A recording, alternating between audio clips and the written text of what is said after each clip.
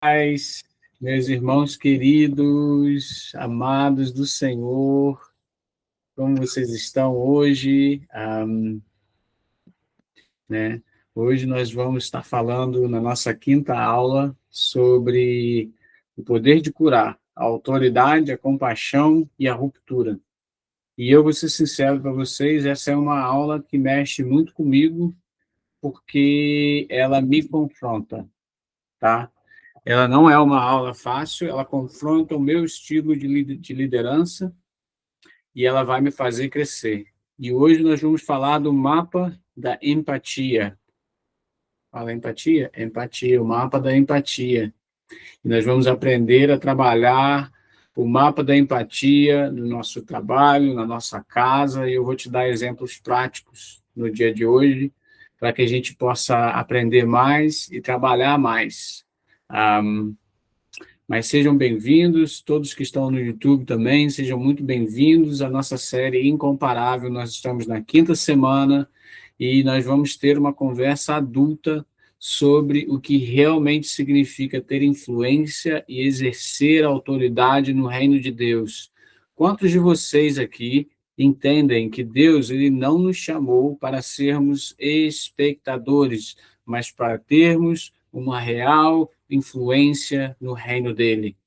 Quantos de vocês entendem no seu coração que o Espírito de Deus ele está vivendo dentro de você para um propósito e uma missão, que é para te capacitar para servir o corpo de Cristo, para representar o reino dos céus na terra, para ser um representante de Jesus nessa terra e para ser um agente de influência do reino de Deus na terra?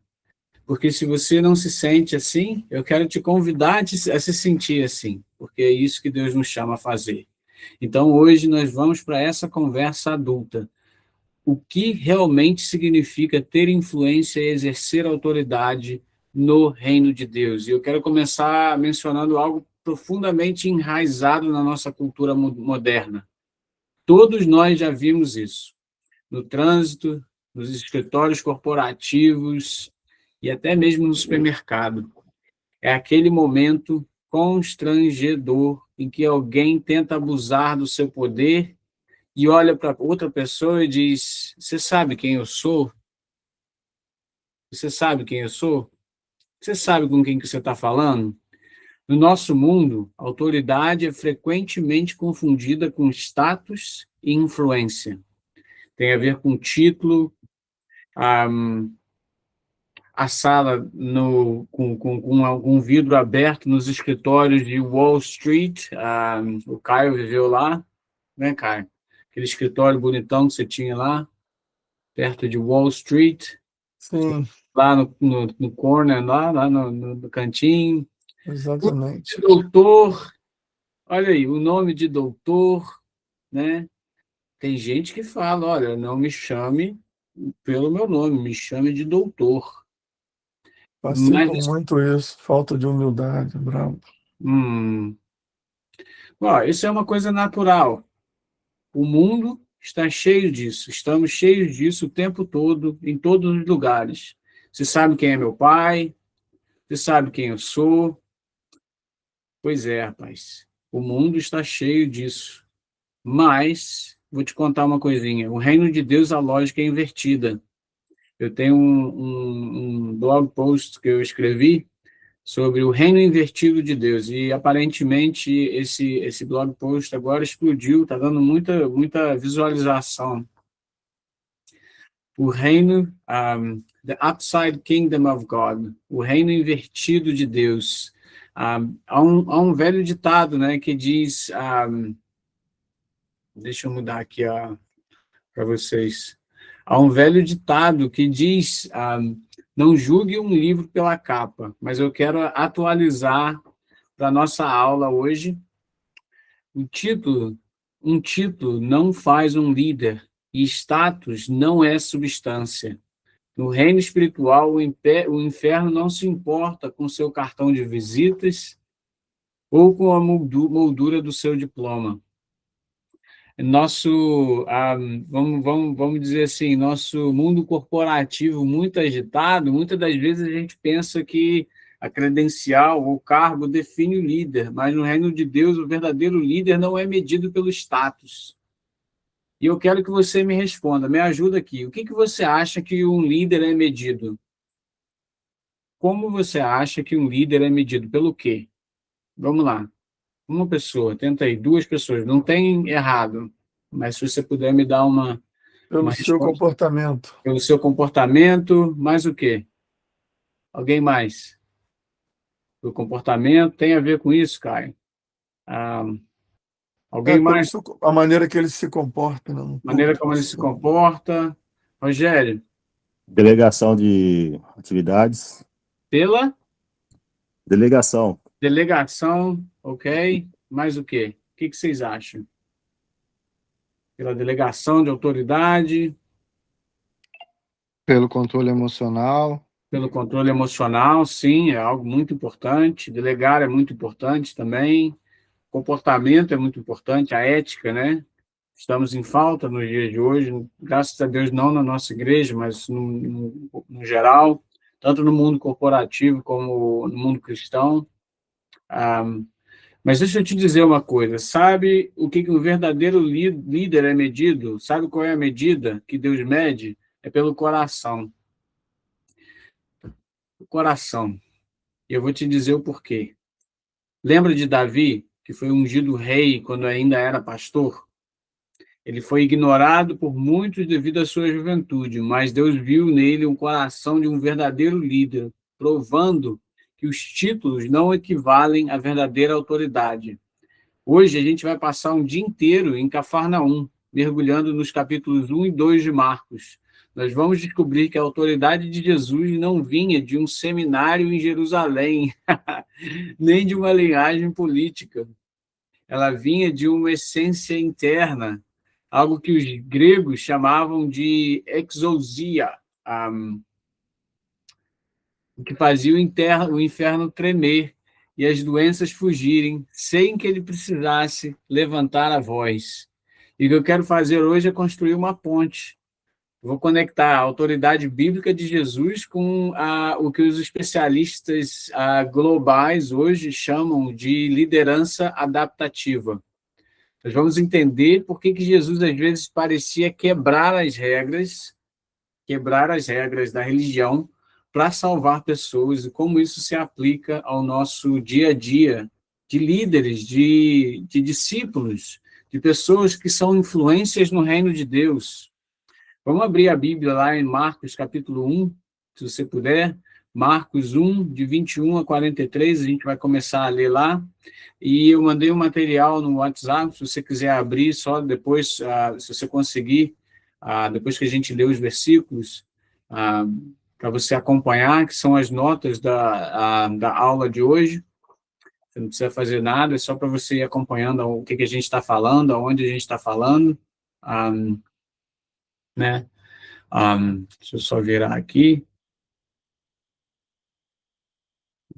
Eu volto para cá, voltei. Então, vamos lá. Diz assim lá, e foram para Cafarnaum, e logo no sábado, Jesus entrou na sinagoga e começou a ensinar, e todos ficaram admirados com seu ensino, porque ensinava como quem tinha autoridade, e não como os escribas. E logo apareceu na sinagoga um homem possuído por um espírito imundo, no qual gritou, que tens nós contigo, Jesus de Nazaré, vieste para nos destruir. Eu sei quem tu és, o santo de Deus, mas Jesus o repreendeu, dizendo, cala-te e sai dele. E o espírito imundo, convulsionando-o e gritando em alta voz, saiu dele. E todos ficaram admirados, de modo que perguntavam uns aos outros, o que é isto? Um novo ensinamento? Com que autoridade lhe ordena que até os espíritos imundos lhe obedeçam? E imediatamente sua fama espalhou-se por toda a região circunvizinha da Galiléia. E logo saiu da sinagoga e entrou na casa de Simão e André, com Tiago e João. A sogra de Simão estava de cama, com febre, e logo lhe contaram a respeito dela. Ele foi, tomou-a pela mão e a ajudou a levantar-se. A febre a deixou e ela passou a servi-los. Só para parar aqui rapidinho, febre naquela época não era igual a hoje, tá, gente? Que a gente toma uma dipirona, um Dorflex, nem sei o que a gente toma, paracetamol, e tá bom. Febre naquela época, a pessoa morria, né? Então era assim, um desespero muito grande quando acontecia. Então a febre a deixou e ela passou a servi-los. Ao cair da tarde, trouxeram-lhe todos os enfermos e endemoniados. Toda a cidade se reuniu à porta da igreja. Simão curou muitos que sofriam de várias doenças, expulsou muitos demônios e não permitia que os demônios falassem, porque o conheciam. De manhã, muito antes do amanhecer, ele se levantou, saiu, foi para um lugar deserto, onde orou. Simão e os que estavam com ele o seguiram e encontraram, dizendo: todos estão te procurando. E ele respondeu: vamos às cidades vizinhas para que eu pregue também ali, pois foi para isso que eu vim. E percorreu toda a Galiléia, pregando nas sinagogas, expulsando os demônios. E um leproso aproximou-se dele, suplicando-lhe, e ajoelhou-se, dizendo: se quiseres, pode purificar-me. Movido de compaixão, lembra dessa palavra, movido de compaixão. Estendeu a mão, tocou-lhe e disse-lhe: quero ser purificado. E imediatamente a lepra o deixou e ele ficou purificado. E ele o advertiu severamente e o mandou embora imediatamente. Jesus escolheu, primeiramente ali, Cafarnaum como seu quartel-general. A gente está falando sobre a vida de Jesus através dessa série de uma forma cronológica e aplicando chaves de liderança, né? Chaves profundas de liderança, poderosas. Ele entra na sinagoga e começa a ensinar, né? E aí todo mundo fica admirado do seu ensino, porque ele ensinava como quem tinha autoridade e não como os escribas. Anota isso aí. Marcos cria um contraste brutal. Jesus de um lado e os escribas do outro. Quem eram os escribas? Os doutores da época, os acadêmicos, os juristas, as pessoas mais importantes, as pessoas que sabiam mais, as pessoas que falavam da palavra. Eram os doutores, né? Eram realmente os doutores. Me chamem de doutores. Mas a autoridade que eles tinham, que eles exerciam, era uma autoridade de nota de rodapé.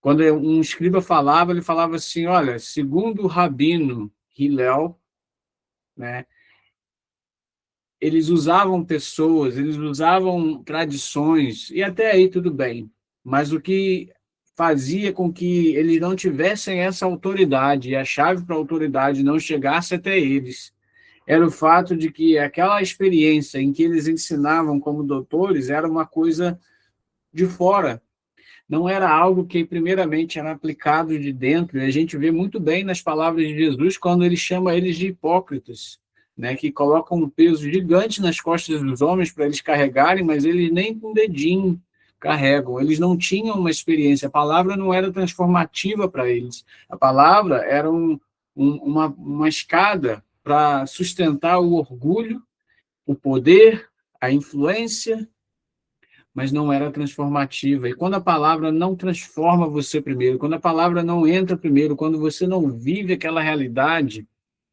não há unção, não há transformação, não há mover de Deus, as coisas não acontecem. É apenas uma aula baseada numa pessoa que está cheia de orgulho, que está cheia de si.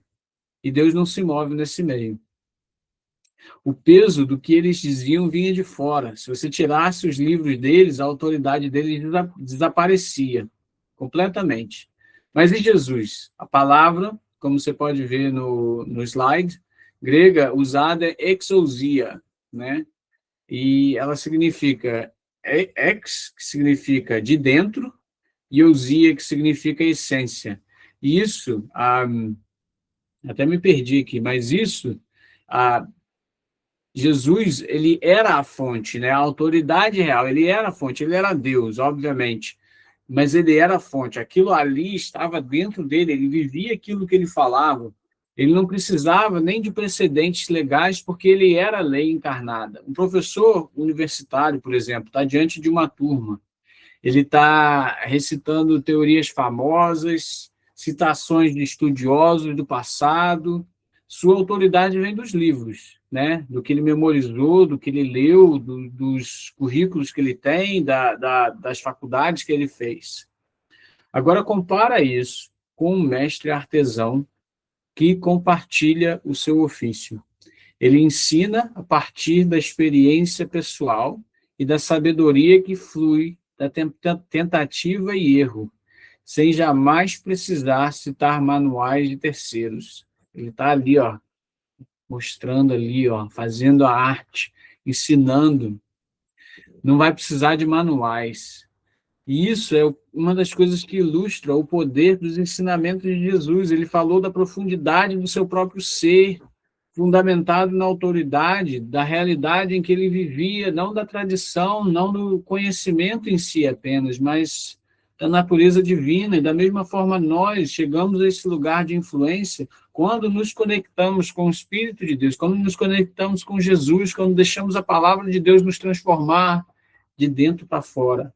Essa transformação, com o tempo, ela gera frutos, porque com o tempo ela nos transforma, com o tempo nós ganhamos sabedoria, nós ganhamos experiência, e por isso que muitas das vezes, queridos, irmãos sem títulos nenhum, têm tanto para ensinar, e muitas das vezes não fazem, porque acreditam numa mentira de que apenas aqueles que têm todo o conhecimento, que falam bonito, que fazem coisas, podem liderar e influenciar, quando, na verdade, Deus quer usar aqueles que estão no lugar escondido, buscando a Ele de todo o coração.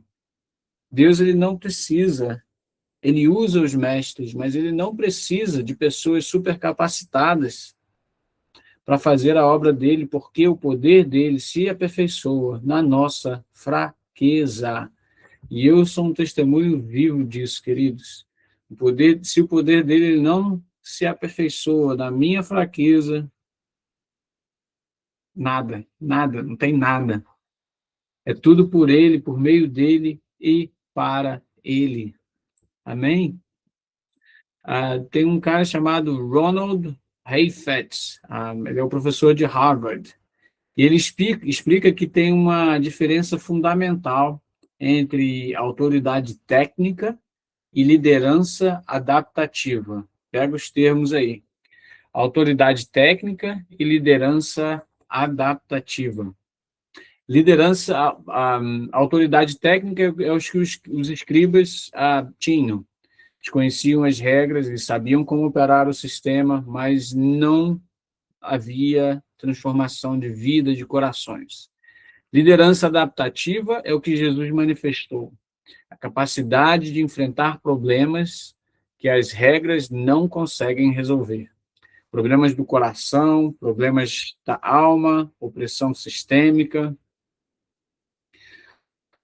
Não dou ouvidos a um homem que me diz como resolver os problemas do mundo se ele não consegue resolver os seus próprios problemas.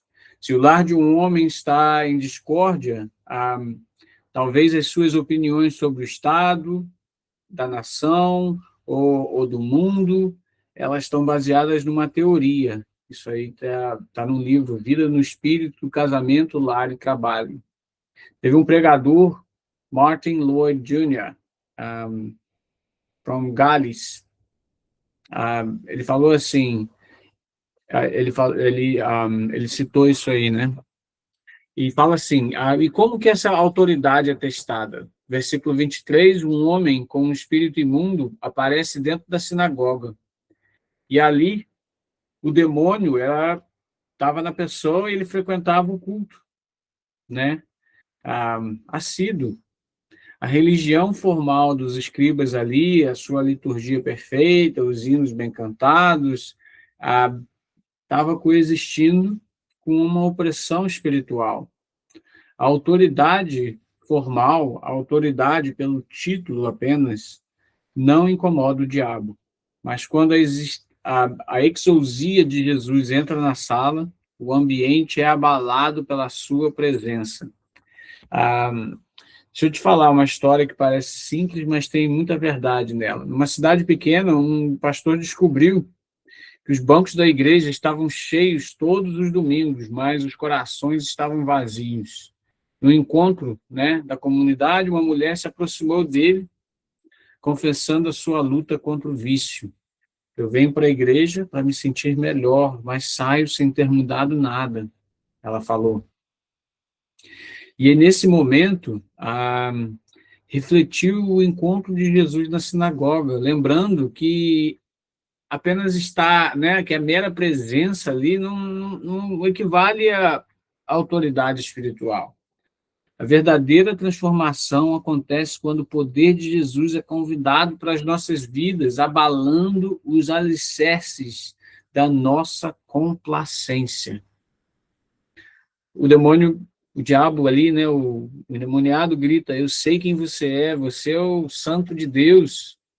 Mas Jesus ali, ele não inicia um debate teológico, ele não pede permissão a ninguém na sinagoga, ele simplesmente fala: cala-se, cala-te e sai dele.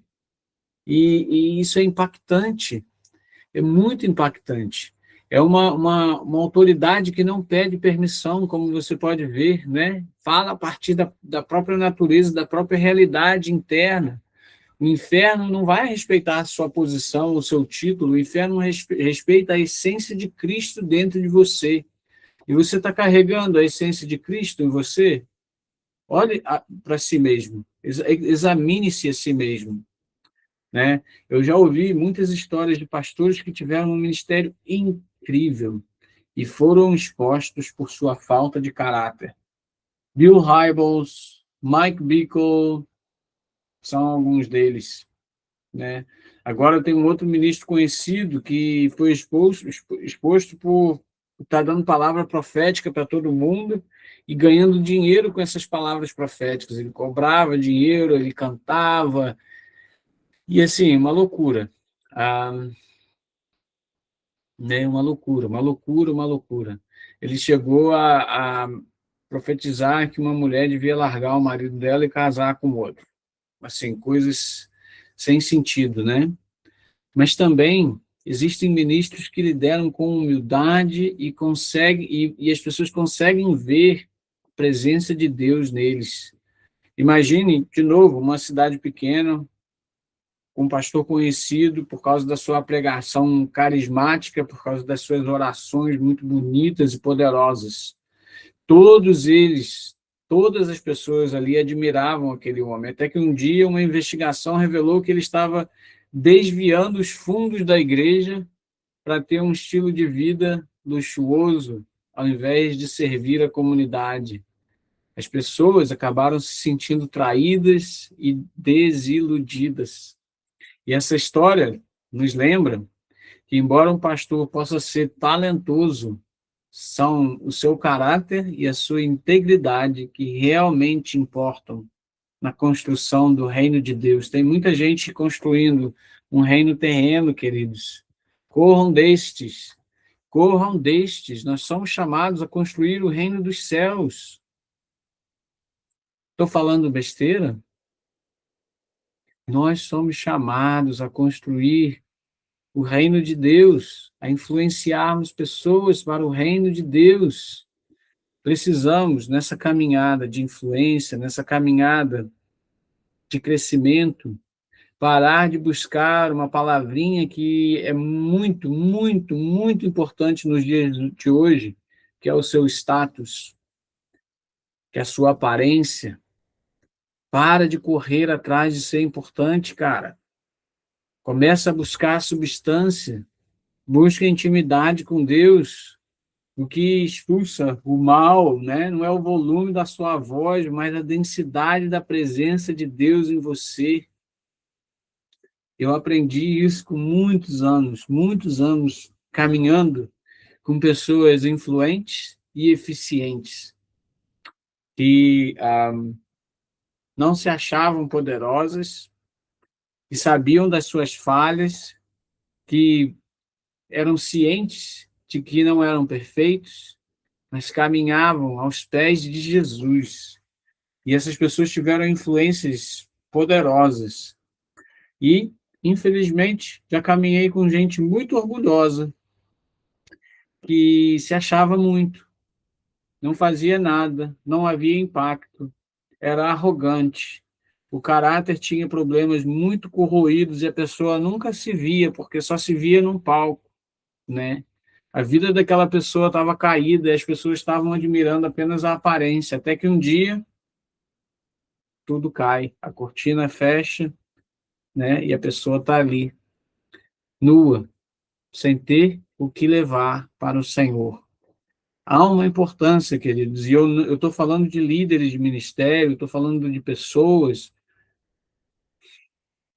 mas eu quero que você entenda, Deus ele não chama líderes de ministério e pessoas para ficarem observando, Deus nos chama a caminhar com Ele como discípulos, sendo influência no mundo.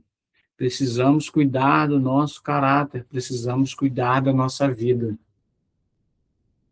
Eu quero me aprofundar um pouquinho mais em Marcos 1:40, né? Que a cena acaba mudando da sinagoga, até perdi aqui o insight, né? A verdadeira liderança não é manter os bancos da igreja cheios, mas confrontar o que está oculto nos corações. Mas eu quero aprofundar. A cena muda e é um leproso que se aproxima de Jesus. No primeiro século, a lepra era uma sentença de morte em vida. Acho que o pastor Tiago até falou sobre isso esses dias. O leproso tinha que viver isolado, usar roupas rasgadas e gritar quando as pessoas chegassem perto dele, olha só, eles tinham que gritar, impuro, impuro, impuro, para as pessoas não se para que as pessoas não se aproximassem dele. Ele era literalmente um fantasma vivo. E esse leproso, ele se achega, ele se ajoelha e ele diz: se quiseres, o Senhor pode me purificar. E presta atenção de como aquele homem acreditava na teologia dele. Ele não tinha dúvidas sobre o poder de Jesus. Ele tinha dúvidas sobre a vontade de Jesus. Ele pensou: eu sei que ele tem poder, mas será que ele tem amor para tocar em alguém tão impuro como eu? Tocar em alguém tão impuro como ele significaria se tornar impuro como ele. E o versículo de 41 diz: movido por compaixão, Jesus. E a palavra grega aqui, eu fiz um estudo sobre essa palavra, é splagchnizomai. Ela vem de splagma, que significa vísceras ou entranhas. Jesus não apenas sentiu compaixão, nós sentimos compaixão à distância, olhando de cima. Jesus sentiu um soco no estômago. Suas entranhas se reviraram. Ele sentiu a dor do leproso em seus próprios órgãos. E tem um segredo teológico aqui para aqueles que gostam de se aprofundar. Alguns dos manuscritos mais antigos de Marcos trazem uma palavra diferente aqui, orgistes, que significa movido por ira. Você pode perguntar, mas Jesus estava com ira do leproso? Não, jamais. Jesus sentiu uma santa ira contra a doença, contra o sofrimento e contra o sistema religioso que isolava aquele homem ao invés de amá-lo. Quando você está doente, não significa que Deus está zangado com você, cara. Ou porque ele está te testando e você, né? Não é isso. Não. Ele tá irado com a doença, que ele criou o mundo perfeito, não para haver doença. O pecado trouxe a doença ao mundo. Jesus veio, Jesus é a nossa cura, é para ele que nós nos viramos. Muitas das vezes a cura não vem, mas nós continuamos dando um testemunho vivo de que Jesus é o nosso Senhor. E um dia, toda doença, todo sofrimento se passará, não continuará, né? Eu tive uma experiência com isso. Meu filho teve câncer e eu conheço muitos pastores. Eu estava conversando com alguns deles e 2 deles me mandaram uma mensagem. Eu fiquei muito triste. Eles perguntaram aonde que estava o pecado da minha vida para que o meu filho estivesse sofrendo daquela maneira. E eu estava sofrendo muito, estava num momento muito difícil. O Judá, ele realmente estava à beira da morte naquele momento. E eu, por conhecer a palavra, eu apenas respondi com bastante calma a esses pastores, dizendo: cara, eu não acredito nisso que você está falando, tá? Jesus disse em João 9 ao cego, que os discípulos perguntaram quem pecou, foram eles ou seus pais, para que ele ficasse assim. E Jesus falou: nenhum dos dois, é para que nele se manifeste a glória de Deus. Eu respondi com muito carinho a esses pastores e deixei. E naquela mesma semana eu compartilhei com a minha esposa, e minha esposa, ela falou comigo: Yuri, Deus, ele está zangado, né, irado com o fato de Judá estar doente. Ele não está causando a doença. E isso faz todo sentido. Nós vivemos nesse mundo caído, né? E enquanto estivermos aqui, nós enfrentaremos isso: morte, doença, sofrimento. Nossa esperança é eterna e é em Jesus. Nós podemos andar como mais do que vencedores, ainda mesmo que diante de leões, ainda mesmo que diante de sofrimento, ainda mesmo que diante de dificuldades. Mas eu quero aprofundar aqui, né, a coisa com essa passagem com o leproso, porque existe uma maneira, uma religião que é legalista, e ela persegue Jesus quando ele estava pregando nas sinagogas da Galileia, como 2 grandes navios em rota de colisão, sem tempo para desviar. O choque é inevitável. As boas novas que Jesus estava trazendo, que ele trouxe, né, desafiou, né, a monotonia da lei. A sua autoridade ameaçou a legitimidade dos escribas. A sua preocupação com as necessidades humanas fere as tradições da religião estabelecida. Tudo acontecendo de uma forma natural e inocente.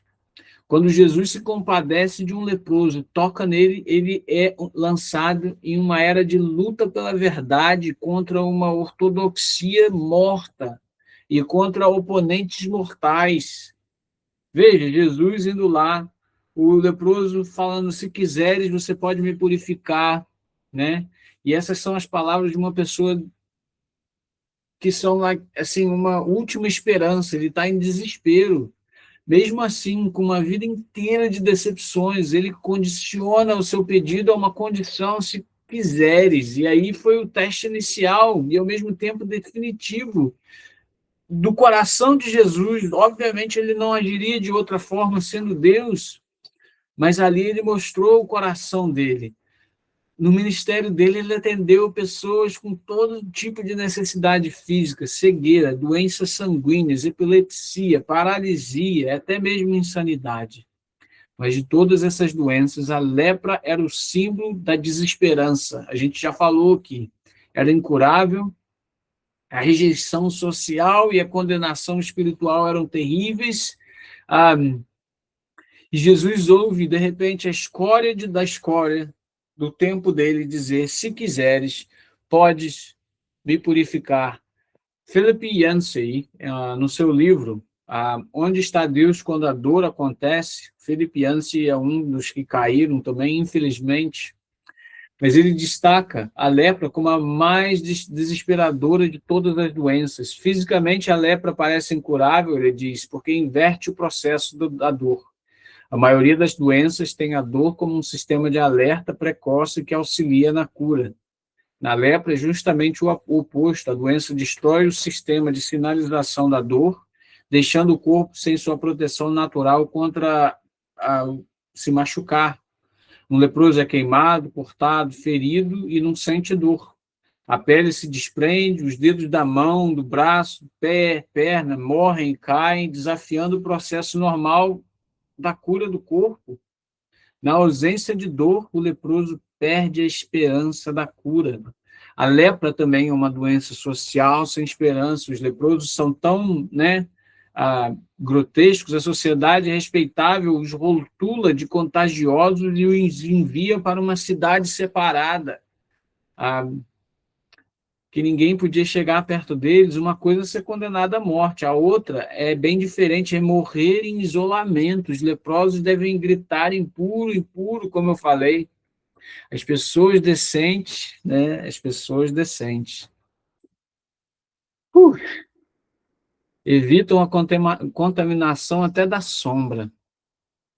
E aqui, antes que o ministério de Jesus ganhasse aquele impulso todo, ele encontra esse leproso, né, à margem da necessidade humana. Se o Senhor me quiser, o Senhor pode me purificar. E o que Jesus faz? Ele pode amar, tocar, curar um leproso. Se ele fizer isso, todos os outros vão ter esperança. O que Jesus fez? E Marcos não deixou nenhuma dúvida. Ele fala, então Jesus, movido de compaixão, estendeu a mão, tocou nele e disse, quero, seja purificado. Mas olha só, gente, Jesus podia curar sem tocar, não é? Por que ele tocou? A lepra é contaminosa? É contagiosa, desculpa, o português está falhando. É contagiosa. Por que Jesus tocou nele? Por que Jesus foi movido de compaixão e não apenas de pena, né? Para atender às necessidades humanas mais difíceis, Jesus responde com os sentimentos humanos mais profundos. Deixa eu repetir isso aqui para você, né? Para atender às necessidades humanas mais difíceis, Jesus responde com os sentimentos humanos mais profundos. Assim como nós, Jesus conhece toda a gama de emoções humanas: alegria, raiva, decepção, riso, suspiro, desagrado, surpresa, impaciência, euforia, depressão. Dentre todos esses sentimentos, a compaixão ela se destaca como a mais profunda de todas as emoções humanas e como a expressão mais genuína do coração de Jesus. A palavra compaixão, né, vem de vísceras. Eu falei sobre isso, a gente pode ver aqui a anatomia da compaixão. Não é pena, não é simpatia à distância, é um soco no estômago, como você pode ver no slide, é sentir a dor do outro nos próprios órgãos de tal maneira que você não fica parado, né? Você não fica parado. Deixa eu te fazer uma pergunta refletiva, mas é uma pergunta difícil, né?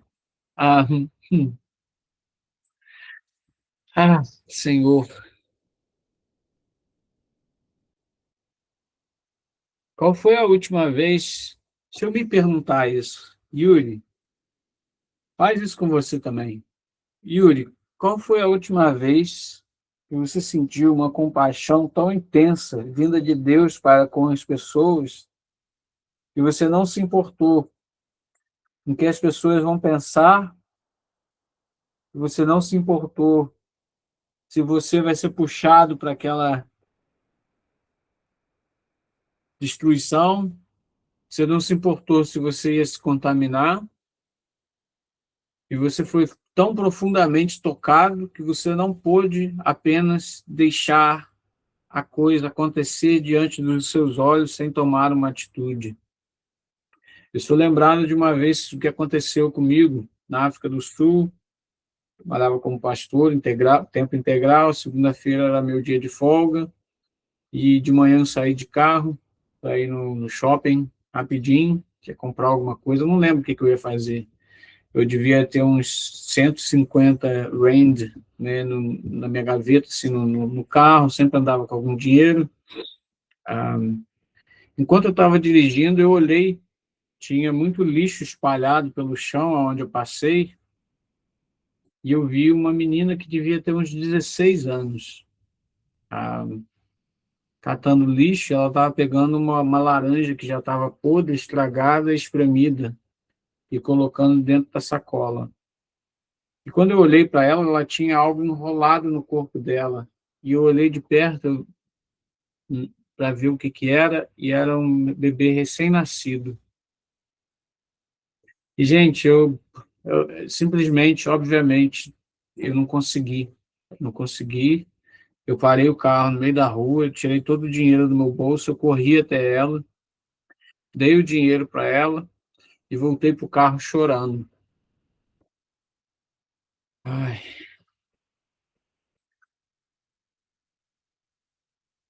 se você não é tocado, se eu não sou tocado, eu estou falando isso para mim também, porque eu preciso ser mais tocado. Gente, eu estou aqui, não estou aqui apontando hipocrisia na sua vida, eu estou aqui olhando para o meu próprio coração, para o meu próprio coração, cara, porque eu também não posso viver sem ser, deixando o conforto da minha vida estar no trono do meu coração, olhando para o mundo afora. Se o seu coração não é tocado de uma maneira poderosa o suficiente para que haja uma transformação no seu coração, para que você se mova em direção à necessidade, para que você seja o mover de Deus na vida dos outros, então nós precisamos de um batismo de splagnizomai, compaixão, um soco no estômago que nos deixa com uma ira santa, não para ficar com raiva das pessoas do que eles estão fazendo, mas do sofrimento interior que eles estão vivendo, do isolamento das pessoas. Tem uma música do Keith Green, que depois viralizou muito com o pastor Ricardo Robortella, que pergunta, você não vê as pessoas se afogando, quem se importa, quem se importa, né? E ele vai cantando essa música, e quem se importa? Queridos, como homens e mulheres de Deus, nós precisamos influenciar o mundo ao nosso redor. E isso começa na maneira com que nós tratamos aqueles que a sociedade diz que não há importância neles, né? Os prisioneiros, aqueles que têm fome, aqueles que estão nus, aqueles que não têm condições.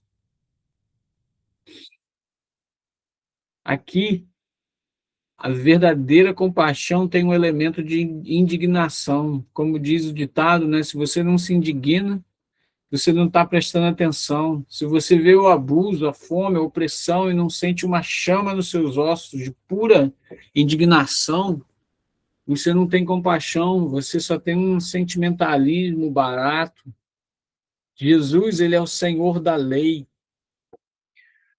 Quando ele toca no leproso, a impureza do homem não passa para Jesus, pelo contrário, a santidade de Jesus é tão violenta e contagiosa que ela flui para o homem e aniquila a lepra. No fim, há uma troca. O leproso entra na cidade limpo e Jesus acaba tendo que ir para os lugares desertos, versículo 45, e esse é o evangelho de Jesus. Jesus assume o nosso isolamento para que possamos ter acesso à presença de Deus. Deus meu, por que me abandonaste? Falando sobre isso no acampamento. Em Jesus nós temos o homem mais santo que viveu, e ainda assim eram as prostitutas, os leprosos, os ladrões que o adoravam, e os religiosos da época, insensitivos, né? O odiavam profundamente. Queridos, eu quero te dizer uma coisa, eu não estou falando aqui, não estou fazendo uma comparação com os fariseus com a igreja de hoje. Eu apenas estou fazendo um alerta para que a igreja de hoje tenha isso em mente, que os fariseus e os escribas estavam tão preocupados com o seu próprio status, a sua própria influência, o seu próprio culto a si mesmo, do conhecimento e do doutorado e de si mesmos, que eles pararam de olhar para aqueles que estavam sofrendo ao seu redor. E por isso perderam a chance de reconhecer quem o Messias, o Rei do Universo, era. Ele veio para os seus, mas os seus não o reconheceram porque estavam preocupados com a imagem dos seus próprios rostos. Estavam preocupados com a sua própria imagem. Estavam preocupados com o seu próprio conforto.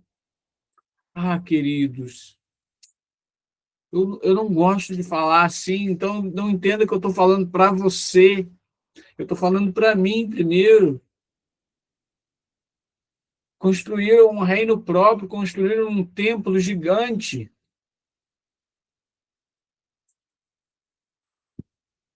E os pobres estão com fome, e os presos estão sozinhos.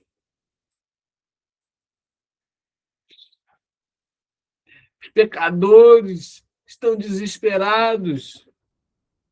Enquanto nós dormimos na luz, o mundo é destruído nas trevas. Eu falo para mim mesmo, com vergonha de mim mesmo, com a própria convicção do Espírito Santo sobre a minha vida. E a minha oração é: Senhor, me ajuda, me purifica e me envia. Me envia, me envia, Senhor. Papai. Vamos continuar. Marcos 2, de 1 a 12, diz assim: tendo Jesus voltado para Cafarnaum, alguns dias depois, foi-lhe dito que estava em casa, e muitos se reuniram ali, de modo que já não havia lugar para eles, nem mesmo junto à porta, e ele lhes anunciava a palavra. E vieram trazendo um paralítico carregado por 4 homens, e como não conseguiam aproximar-se dele por causa da multidão, abriram um buraco no telhado sobre o qual ele estava. Eu estou rindo porque eu estou imaginando isso acontecendo numa igreja hoje, cara. Abriram um buraco no telhado, fazendo uma abertura, baixaram a maca em que jazia o paralítico. E vendo Jesus a fé deles, disse ao paralítico: filho meu, os teus pecados estão perdoados. E estavam ali sentados alguns dos escribas, e eles pensavam consigo mesmo: por que fala este homem assim? É blasfêmia. Quem pode perdoar pecados, senão somente Deus? Verdade, somente Deus pode perdoar pecados, mas ele é Deus. Imediatamente Jesus, percebendo em seu espírito que eles estavam questionando assim entre si, disse-lhes: por que vocês questionam assim em seus corações? O que é mais fácil dizer ao paralítico: seus pecados estão perdoados, ou dizer: levanta-se, tome a sua maca e ande? Mas para que vocês saibam que o Filho do Homem tem na terra autoridade para perdoar os pecados, disse ao paralítico: eu lhe digo, levante-se, tome a sua maca e vá para a sua casa. E ele se levantou, tomou imediatamente a maca e saiu à vista de todos, e de modo que todos ficaram admirados e glorificavam a Deus, dizendo: nunca vimos nada igual. Uau! Ele volta a Cafarnaum, a notícia se espalha, igual a fogo em palha seca, a casa está lotada, não tem espaço nem na porta, e aí 4 heróis anônimos, carregando um paralítico na maca, chegam. Eles chegam, porta bloqueada, o caminho técnico está fechado. O que diria a religião da nota de rodapé? Bem, não deve ser a vontade de Deus hoje. Porta está fechada, vamos para casa, vamos orar mais. Mas o que dizem a liderança adaptativa e a fé audaciosa? Se não há porta, a gente vai atravessar o telhado. Vai dar. Eles sobem, removem as telhas, não sei se eram telhas, e descem um homem. Isso é uma ruptura. Eles enfrentaram um desafio adaptativo, quando o método padrão ele falha. É preciso inovação inspirada pelo Espírito. Versículo 5 diz assim: quando Jesus viu a fé dele, não diz a fé deles, não diz a fé do paralítico, mas a fé dos amigos. Um senhor idoso visita regularmente o lar de idosos locais. Olha essa história. Certo dia ele descobre que muitos residentes se sentem isolados e desanimados. Em vez de aceitar essa situação, ele decide reunir voluntários para organizar um dia de jogos semanal, um bingo. Eles batem todas as portas, convidando todo mundo a participar. No início, pouca gente vai, poucos dos idosos vão, mas gradualmente o riso preenche os corredores, novas amizades florescem. Isso reflete a fé dos amigos que cuidaram do paralítico. Eles não aceitaram a porta fechada da normalidade, mas abriram novos caminhos para a cura por meio da inovação, mas também do poder do corpo de Cristo, da comunidade, das pessoas se vindo, se juntando e andando junto. Nós precisamos ouvir isso com atenção. Vai haver dias que os seus irmãos, que as pessoas ao seu redor não terão fé suficiente nem para sair da cama. Por exemplo, a depressão vai paralisar a pessoa, o pecado vai aprisionar. Pecado e depressão não tem nada a ver, tá, gente? Depressão é algo físico, mas talvez seja um pecado. Depressão se trata com psicólogo, com Jesus, com remédio, amém? Sejamos sábios. Não vamos colocar demônios nas doenças das pessoas, os isolando e os acusando. Não fazemos isso. Doenças e coisas são para que Deus manifeste a sua glória, ou através de um testemunho vivo que damos, através do nosso sofrimento, ou através da cura, de qualquer jeito que Deus quer usar. E eu creio que Ele quer curar. Nessas horas, né, as pessoas com pecado aprisionado ali, a gente não julga. A gente agarra a ponta da maca. No reino de Deus, ninguém é curado sozinho. É preciso, como diz o ditado, uma aldeia para criar uma criança. E é por isso que precisamos confiar, depender, nos apoiar uns aos outros. Por isso que precisamos ir à igreja, queridos. Amem-se uns aos outros, orem uns pelos outros, né? A porta da oração permanece fechada, a menos que seja aberta com a chave da fé, da confiança, de orar, né? Isso aí foi João Calvino que falou. E observem a mente de Jesus em ação. Todos esperavam que ele dissesse, levanta-se e ande. Mas Jesus, sendo mestre da identidade, ouça, o mestre da identidade, olha para o homem e diz, filho, os teus pecados estão perdoados. E aí os doutores da lei começaram a murmurar, isso é blasfêmia, só Deus pode perdoar pecados. Eles estavam presos num problema técnico. Jesus estava resolvendo um problema adaptativo, a paralisia da alma. Vamos olhar mais fundo. Marcos, como a gente está vendo aqui, é mestre em usar essas lacunas temporais, né? Em vez de se deter nos detalhes do ministério restrito de Jesus no deserto, ele avança para o retorno para Cafarnaum. Jesus, que partiu triunfante, retorna sob suspeita. Evidentemente, a palavra do leproso curado, que desobedeceu às ordens, precede a ida de Jesus a Cafarnaum. Ao curar o leproso, ele espera poder continuar atendendo às necessidades da humanidade e permanecer dentro do sistema, mas essa esperança não se esvaiu ali naquele momento. Ao seu redor, olhares críticos procuram falhas em cada ação e línguas céticas questionam as implicações de cada palavra. Jesus não tem escolha a não ser confrontar o sistema e desafiar a sua ortodoxia morta. A situação revela uma nova faceta da sua personalidade. Jesus demonstra sua capacidade de tomar a iniciativa intelectual, exercer uma lógica irrefutável e deixar os seus oponentes com a sensação de terem entrado em uma batalha de inteligência desarmados.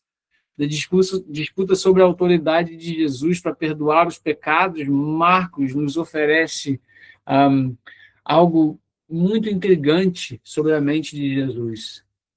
O significado aqui de mente é como um diamante com muitas facetas, tá? Que se revelam à medida que são observadas sobre a luz. Uma das facetas pode ser interpretada como estado do espírito, ou usando o termo popular, mentalidade, né?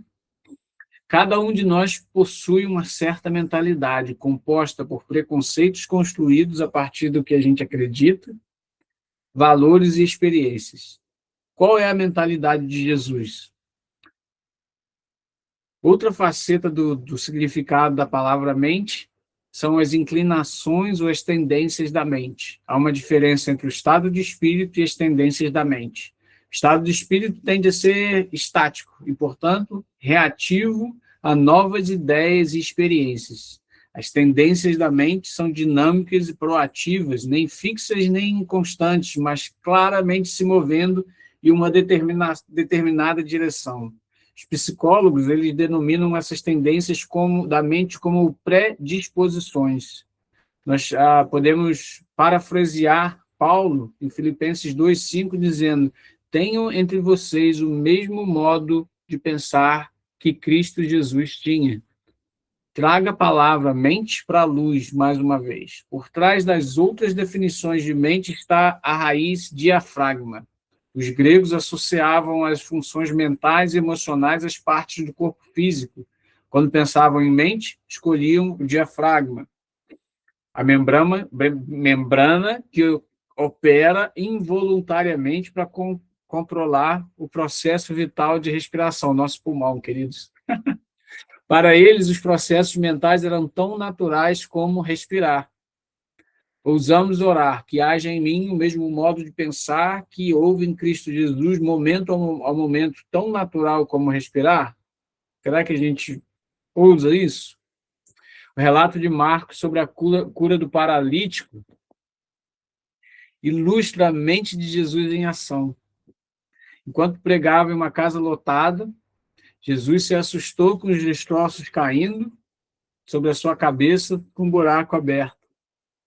Sua pregação foi interrompida ali, pela visão de uma maca sendo baixada, pelo buraco de 4 pares de mãos dispostas e guiadas por 4 pares de olhos travessos. Em resposta, Jesus disse à pessoa que estava ali indefesa, sem poder andar: filho, os teus pecados estão perdoados. E a espontaneidade é uma qualidade da mente de Jesus. Tão natural quanto respirar, ele fala de perdão. A princípio, a resposta parece completamente inadequada, né? Porque o cara precisava andar. A menos que o pecado fosse a causa da paralisia, né? O pobre homem precisava de cura. Estaria Jesus fazendo o jogo dos legalistas da lei, que argumentam que um homem não pode ser perdoado até que seja curado de sua doença? Ao fazer do pecado a causa da doença, eles podem justificar a negligência com milhões de enfermos em todos os lugares. Em outras ocasiões, Jesus rejeita categoricamente a ideia de que o pecado é sinônimo de doença, como temos falado, e eis. Contudo, nesse momento de surpresa, quando uma cama desce pelo teto, ele responde como se a cura e o perdão fossem inseparáveis. A resposta de Jesus se revela a naturalidade da sua mente. É ver os homens como seres completos que precisam de perdão. O perdão é a essência da sua mente. O perdão é a inclinação dos pensamentos de Jesus. O perdão é a essência do seu espírito. E os escribas dessa história nos mostram uma mentalidade diferente. Quando eles ouvem Jesus proferir as palavras de perdão, eles se surpreendem e reagem com a mesma naturalidade com que respiram. Mas que diferença, né? Como estudiosos, com uma mentalidade ortodoxa, inclinações teológicas e a respiração natural da indagação, eles começam a perguntar, a argumentar por que esse homem é tão blasfemo? Quem pode perdoar os pecados? E suas perguntas expõem a natureza essencial das suas mentes. Deus precisa ser recriado à imagem da ortodoxia deles, na caixinha deles. Deus precisa ser colocado na caixinha deles, gente.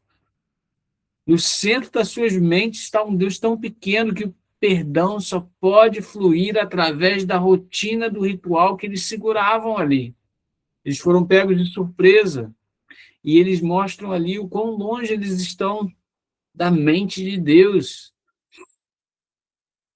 As perguntas murmuradas, né? elas também revelam a sensibilidade espiritual que Jesus tinha quando em carne. Ele percebeu no seu espírito, né? Porque eles estavam perguntando. Isso se torna um exemplo para nós. Jesus está plenamente presente em qualquer situação em que se encontra e, portanto, atento a todos os sinais das pessoas ao seu redor. Quando ele está em Cafarnaum, ele não está mentalmente a caminho da próxima cidade.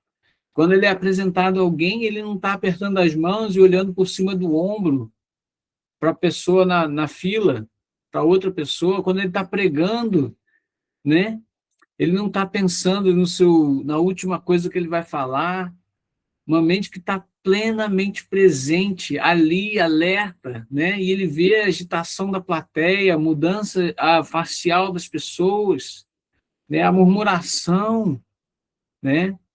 Um orador público, por exemplo, uma pessoa que fala em público, ele é prisioneiro das suas anotações, né? Eu tenho muitas anotações aqui, gente. Mas aí ele não consegue responder ao que está acontecendo na plateia. Isso é uma das primeiras coisas que eu aprendi, né, falando em público. Você precisa interagir, você precisa conectar.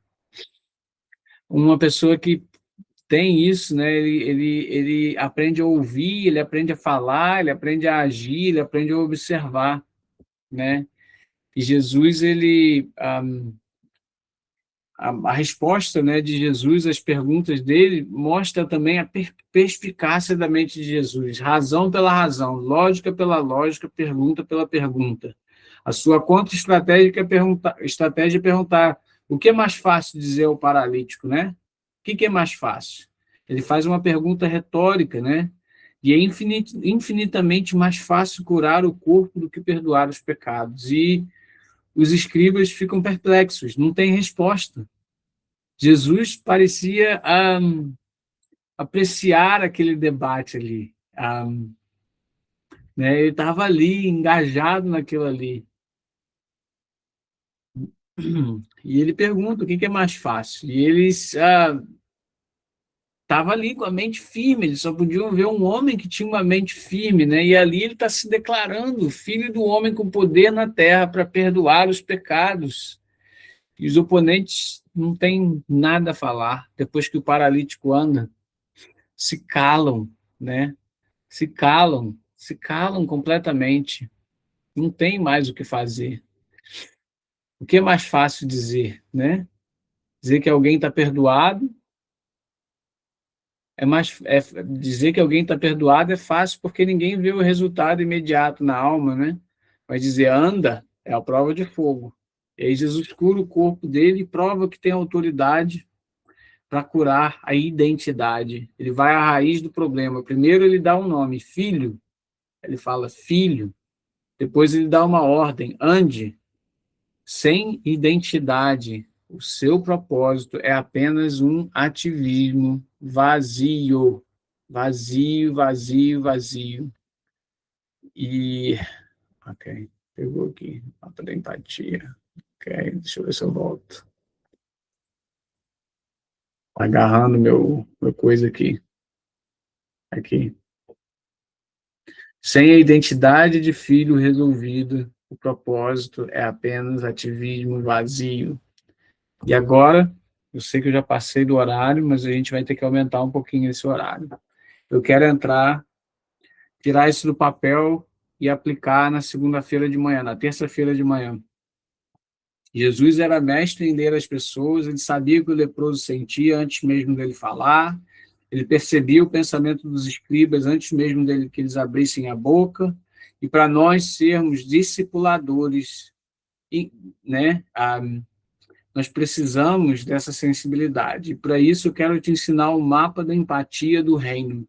É uma ferramenta usada no design thinking, para entender o cliente, mas nós vamos usá-la para entender a alma humana. Mas antes de entender a alma humana, tá? Eu quero usar em situações do dia a dia, por exemplo, no trabalho. Antes de você está no trabalho, tá? Antes de você confrontar um colega de trabalho, você, né? que está tendo, por exemplo, resultados ruins, ou está fazendo algo errado, use o mapa.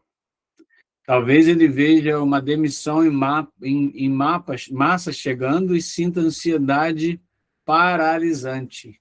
E a sua abordagem vai mudar tudo.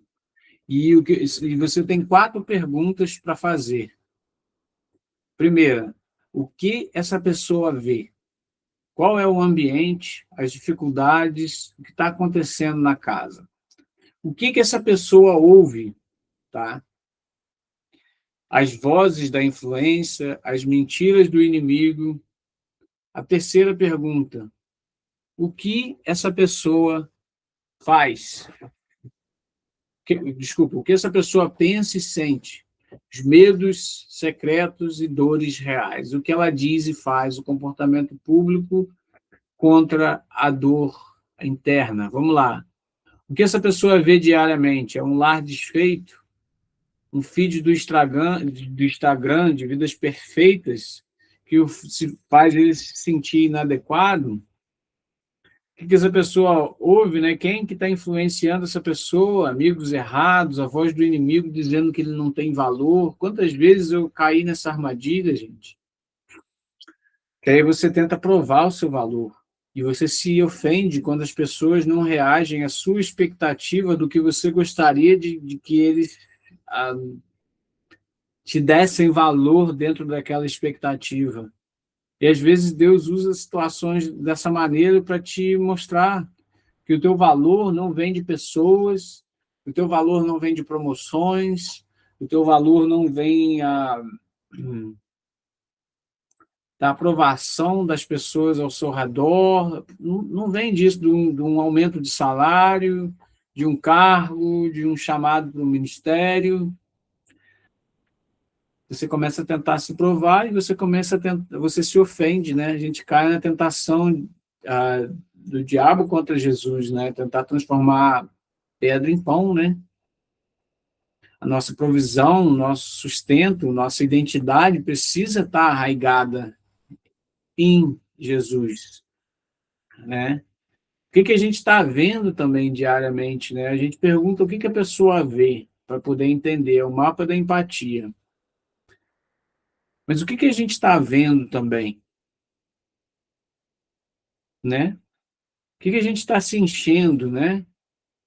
E aí pensar em sentir o que acontece de madrugada, é todo medo de rejeição, de não ser digno de amor.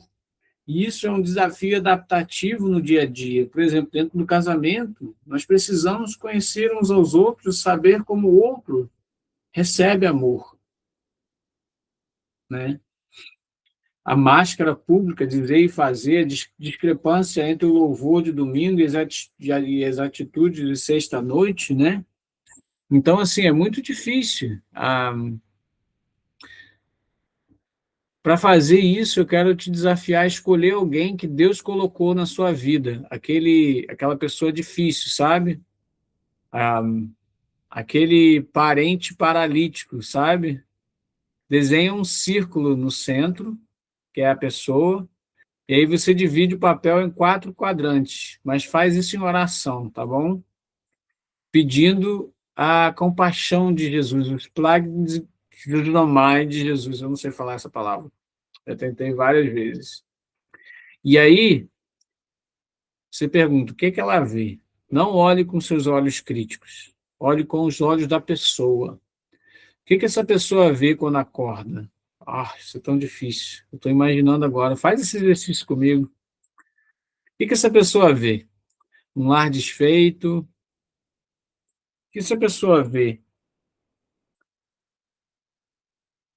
Sonhos quebrados? O que essa pessoa vê? Coisas que não deram certo na vida, frustrações, feridas da alma. O que essa pessoa vê? O leproso via pessoas fugindo dele. O que o seu discípulo vê, né?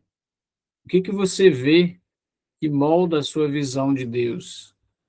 E aí no 2, né? Quais são as vozes de influência, né? São os amigos da turma errada, são as pessoas da turma errada, são as mentiras do inimigo, né? Deus desistiu de você. Identificar o ruído que está bloqueando a voz do Pai. O que está bloqueando a voz do Pai na sua vida? O que está bloqueando a voz do Pai na vida da pessoa? Que você vai ser a pessoa para carregar ela na maca. O que está bloqueando a voz do Pai? O que essa pessoa pensa que está nessa situação? E aí a gente vai para né, de novo, o que a pessoa pensa quando coloca e sente quando toca o travesseiro, né? Coloca a cabeça no travesseiro, tem essa expressão, chorar um rio, né? Quais são as dores de que essa pessoa tem vergonha de compartilhar? E aí o que diz e faz, né? Muitas das vezes essa discrepância, né? A gente vê isso na vida das pessoas, mas aqui eu vou te contar um segredo. Jesus, ele olhou além da máscara, até mesmo da sua. Até mesmo da minha. Muitas vezes a agressividade de alguém é apenas um mecanismo de defesa para uma ferida que ainda não cicatrizou. Olha só, né? E eu quero te desafiar essa semana a você preencher esse quadrinho aí que você está vendo na sua frente, no seu telefone, talvez no seu computador. Eu uso isso no meu dia a dia, esse mapa de empatia. Eu trabalho com pessoas que estão passando por dificuldades na área da saúde mental, e além de orar por elas, eu uso isso. Eu tento ver com os olhos dela, né? No dia a dia, queridos, eu tive uma experiência semana que passou, na segunda-feira passada, eu fiz o IELTS, o curso, né? Passei, graças a Deus, deu tudo certo. Começo a faculdade, o mestrado, na quarta-feira. E eu cheguei lá, sorrindo, falei com todo mundo, conversei com a menina da recepção, expliquei para ela o que estava acontecendo, né? Depois expliquei para ela, falei, olha, eu tenho que buscar meus filhos, então, né, questão do horário também, ela ajeitou o horário para mim, super simpático, eu fui super simpático com ela, e o meu IELTS saiu em menos de 24 horas. E aí o professor lá da universidade falou assim para mim, o que você fez? Você deu dinheiro para eles? Deu, como é que fala? A bribe, corrupção, né? Dinheiro por fora? Falei, não, eu nunca queria fazer isso. Mas aí eu fiquei pensando, sabe? Às vezes a gente está passando todo dia, por todo mundo, por todos os lugares, e a gente está perdendo a oportunidade de sorrir, de ouvir, de tentar ver pelos olhos da pessoa, de usar essa compaixão, né? E às vezes a gente perde essas oportunidades. E o desafio essa semana é que você preencha esse mapa para uma pessoa específica na sua vida essa semana. E que você não dê respostas superficiais, não tente exercer poder sobre ela, identifique o desafio adaptativo, talvez o problema não seja ela não ler a Bíblia, mas sim ela não se sente digna de ser amada por um pai, né? Ela não lê a Bíblia, é uma questão técnica, ela não se sente digna de ser amada por um pai ou por alguém, é uma questão adaptativa.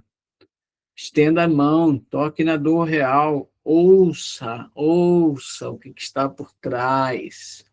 Quando você faz isso no seu trabalho, vamos botar um salesman, tá? Se você quiser me dar um exemplo do seu trabalho, você pode me dar. Eu vou tirar mais 8 minutos para estar fazendo isso. Aí vamos conversar sobre o seu exemplo. Mas eu vou pegar um de vendedor, tá? Eu já fui vendedor. Muitos vendedores que querem ser muito bons desenvolvem técnicas maravilhosas. Os melhores vendedores são aqueles que conseguem ouvir a necessidade da pessoa e direcionar a pessoa para a necessidade que ela precisa. Consegue ver o que a pessoa, por trás ali só do rápido, Por exemplo, eu cheguei na Nova Zelândia, no outro dia eu fui comprar telefone para mim, para minha esposa, junto com ela, e veio um rapaz, a gente falou assim, não, a gente está procurando um telefone, assim, assim, assim. Ele falou, não, aqui está o telefone, tá? Tchau, saiu andando. Veio uma segunda pessoa, a gente fez uma segunda pergunta, a pessoa falou, não, não, tá ali, tudo bem. Veio uma terceira pessoa e perguntou, quem são vocês? Da onde vocês vêm? O que vocês estão fazendo aqui? O que vocês estão achando?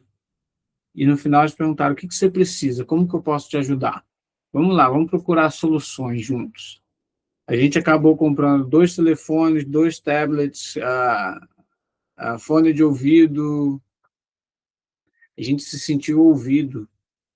Você está entendendo aonde eu estou querendo dizer? Alguém quer me dar um exemplo? Alguém tem um exemplo que gostaria de dar? Tanto no trabalho como em casa?